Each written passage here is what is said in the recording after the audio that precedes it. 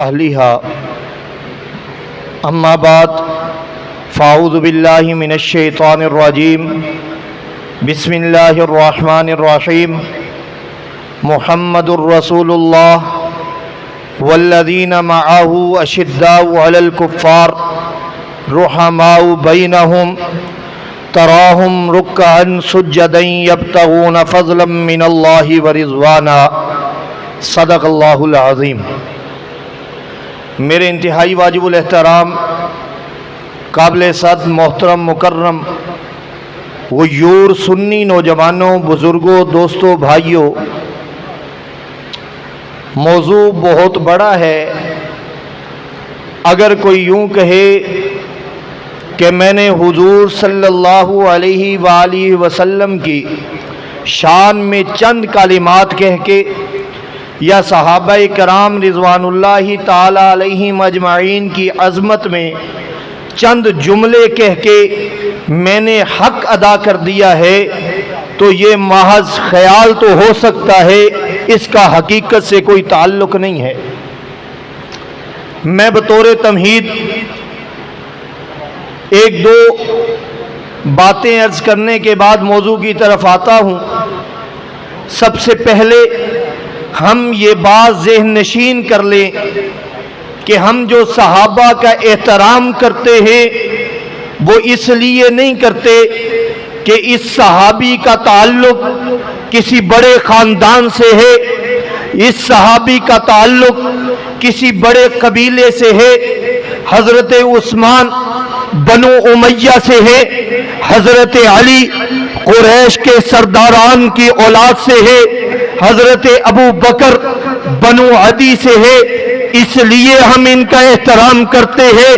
نہیں، بلکہ ہم صحابہ کا جو احترام کرتے ہیں وہ ان میں ایک قدر مشترک جو بات ہے وہ یہ ہے کہ نبی کی جتنی بھی جماعت ہے، نبی کے جتنے بھی صحابہ ہیں، ابو بکر سے لے کر حضرت وحشی تک 1.25 لاکھ کم و بیش جو صحابہ ہیں، ہم جو ان کی عظمت کے گن گاتے ہیں، ہم جو ان کی عظمت کے گیت گاتے ہیں وہ محض اسی وجہ سے گاتے ہیں کہ یہ سارے کے سارے میرے رسول اللہ کے صحابی ہیں، یہ سارے کے سارے حضور صلی اللہ علیہ وآلہ وسلم کے شاگرد ہیں، یہ سارے کے سارے حضور کے تربیت یافتہ ہے، یہ سارے کے سارے حضور کے صحبت یافتہ ہے۔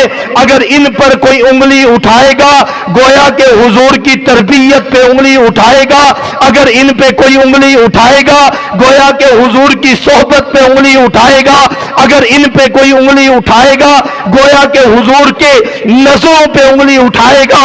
اس لیے ہم جو صحابہ کا احترام کرتے ہیں وہ صرف اس لیے کرتے ہیں کیونکہ یہ سارے کے سارے رسول اللہ کے شاگرد اور صحابہ ہیں۔ میں آگے چلتا ہوں۔ کائنات میں 2 جماعتیں ایسی ہیں جن کو اللہ جل شانہ نے خود چنا ہے، جن کا انتخاب اللہ تعالیٰ نے خود فرمایا ہے، کسی انسان نے ان کا انتخاب نہیں فرمایا، نہ کسی عبادت کی وجہ سے، کسی اور ذکر اذکار کی وجہ سے وہ منتخب ہوئے ہیں، بلکہ ان 2 جماعتوں میں جس کو اللہ نے چنا صرف وہی چنا گیا۔ پہلی جماعت انبیاء کی جماعت ہے، دوسری جماعت صحابہ کی جماعت ہے۔ انبیاء کی جماعت میں حضرت آدم سے لے کر حضور سرور کائنات صلی اللہ علیہ وآلہ وسلم تک جتنے بھی انبیاء آئے، جتنے بھی رسول آئے، سب کو سب اللہ تعالیٰ نے چنا ہے۔ اگر کوئی کہے میں اتنے نوافل پڑھ کے، میں اتنے چلے کاٹ کے، میں اتنے ذکر کر کے، میں اتنی عبادات کر کے نبی بن سکتا ہوں تو ایسا کبھی نہیں ہو سکتا۔ نبی صرف وہی بن سکتا ہے جس کو میرا اللہ چنتا ہے۔ بالکل اسی طرح صحابہ کی جو جماعت ہے، صحابہ میں بھی انتخاب صرف اسی کا ہو سکتا ہے، صحابی بھی صرف وہی بن سکتا ہے جس کو میرا اللہ چنتا ہے۔ اگر کوئی خود خود صحابی بن سکتا تو ابو جہل بہت بڑا صحابی ہوتا. اگر کوئی مال کے سر پہ صحابی بن سکتا، کوئی سرداری کے سر پہ ہے، تو علی کو قریش سے چنتے ہیں. جب اللہ چننے پہ آتے ہیں بلال کو حبشہ سے لاتے ہیں.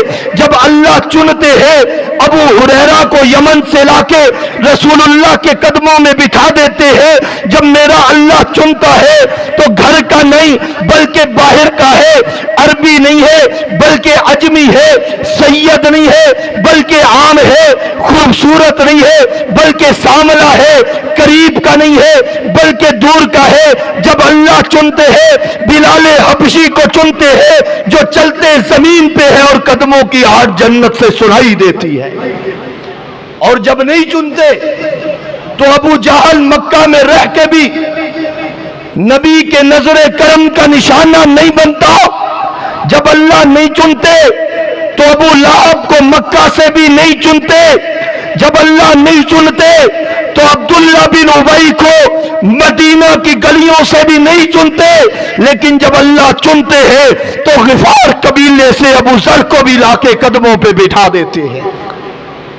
تو کائنات میں دو جماعتیں، ایک جماعت انبیاء کی جماعت ہے جس کو میرے رب نے خود چنا، جس کا انتخاب میرے اللہ نے خود کیا، اور دوسری جماعت صحابہ کرام کی جماعت جس کا انتخاب اللہ تعالیٰ نے خود کیا ہے، جس کو میرے اللہ نے خود چنا ہے.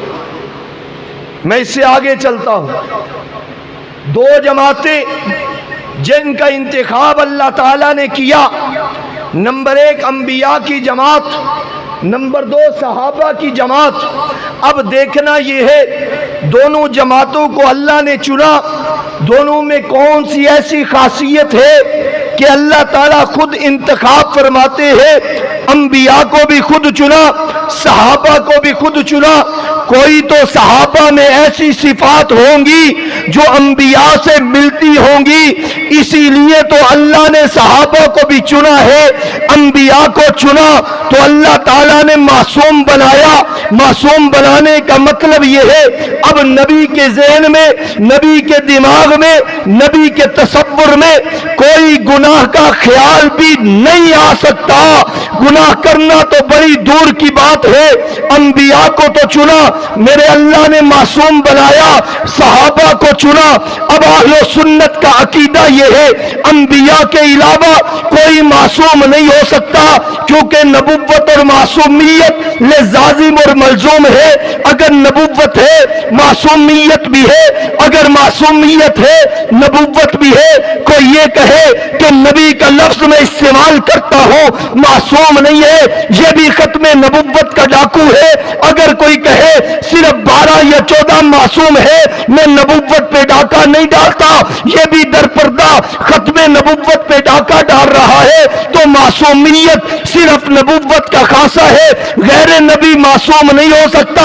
لیکن ادھر دیکھیں صحابہ کی جماعت کو بھی اللہ نے خود چنا ہے. اب دیکھنا یہ ہے قدر مشترک چیز کیا ہے. تو اللہ نے صحابہ کو چنا تو معصوم تو نہیں بنایا بلکہ محفوظ بنا دیا اور مغفور بنا دیا. دو اعزاز دیے. پہلا اعزاز صحابہ کو محفوظ کیا، دوسرا اعزاز صحابہ کو مغفور کیا. اب محفوظ کا مطلب کیا ہے اور مغفور کا مطلب کیا ہے؟ محفوظ کا مطلب یہ ہے کہ صحابہ ہے تو انسان بتقاضۂ بشریت غلطی ہو سکتی ہے، لیکن اللہ نے محفوظیت کی چادر کو ڈال کے غلطیوں سے صحابہ کو بچا لیا ہے. اب صحابہ اللہ تعالیٰ نے نبی کے دربار میں لائے، نبی کے قدموں میں لائے اور ساتھ اعلان کر دیا رضی اللہ عنہم ورضوا عنہ. اے میرے حبیب یہ صحابہ جو تیرے قدموں میں آ رہے ہیں یہ میری رحمت کے سائے میں ہے، ان کے سر پہ تیرا ہاتھ ہے، ان کی تربیت تو کر رہا ہے. اب جب نبوت صحابہ کی تربیت کرتی ہے تو اب صحابہ میں کسی قسم کا کوئی نقص نہیں رہتا. دوسری بات، صحابہ مغفور ہیں. پہلی بات صحابہ محفوظ کیونکہ حضور کی تربیت میں آئے. دوسری بات صحابہ مغفور ہے. مغفور کا مطلب کیا ہے کہ صحابہ کرام ہے تو نبی کی تربیت میں، لیکن ایک بات یاد رکھیے، اللہ نے فرمایا میں نبی کو نمونہ بنا کے بھیجتا ہوں. نبی جو بھی آتا ہے وہ امت کے لیے نمونہ ہوتا ہے.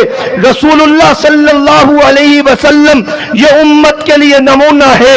جب یہ امت میں آئے ہیں انہوں نے جو نمونہ پیش کرنا ہے وہ نیکی کا پیش کرنا ہے، وہ اخلاق کا پیش کرنا ہے، وہ دیانتداری کا پیش کرنا ہے، وہ سچائی کا پیش کرنا ہے، وہ امن کا پیش کرنا ہے. اب نبی نمونہ ہے لیکن کچھ کام ایسے ہیں جو نبی کے منصب نبوت کے خلاف ہے، لیکن امت کو اس کام کی ضرورت ہے.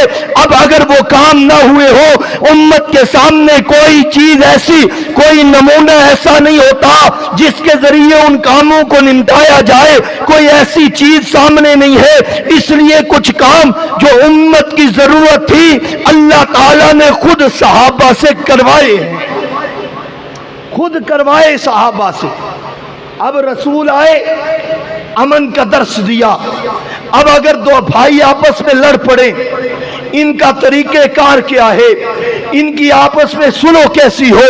تو اللہ نے حضرت علی اور حضرت معاویہ کو تھوڑا سا لڑایا، بعد میں سلو کروائی، امت کو پیغام دے دیا، اے امت محمدیہ اگر آپس میں کہیں لڑائی ہو جائے، اگر آپس میں کہیں نوبت لڑائی تک پہنچ جائے تو میرے علی اور معاویہ کو دیکھنا، جس طرح انہوں نے سلو کی ہے اس طرح سلو کر لینا.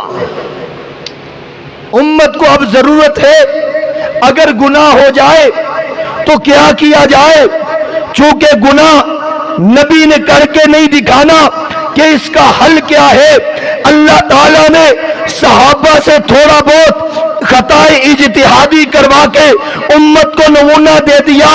اے امت محمدیہ اگر غلطی ہو جائے اور بعد میں ندامت ہو تو ماعز اسلمی کو دیکھنا، جس طرح اس نے توبہ کی ہے اس طرح رب تعالیٰ سے توبہ کرنا، میں اللہ معاف کر دوں گا.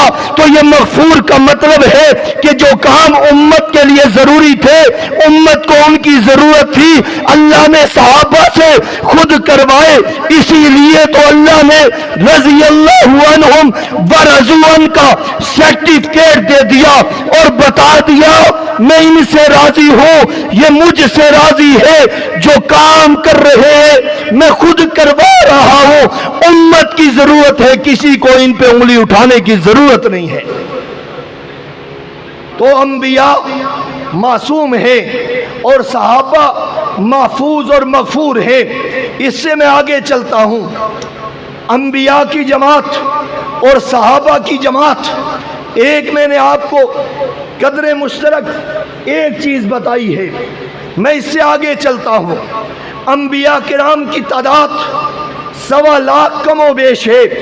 جب انبیاء کا عکس صحابہ کی جماعت پہ پڑا تو صحابہ کی جماعت بھی 1.25 لاکھ کم و بیش ہے. وہاں پہ بھی یقینی نہیں کم و بیش ہے، یہاں پہ بھی یقینی نہیں ہے بلکہ کم و بیش ہے.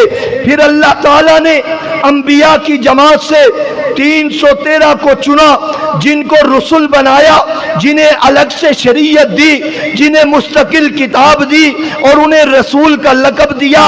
اور اللہ نے کہا رسول اور انبیاء میں فرق کیا ہے؟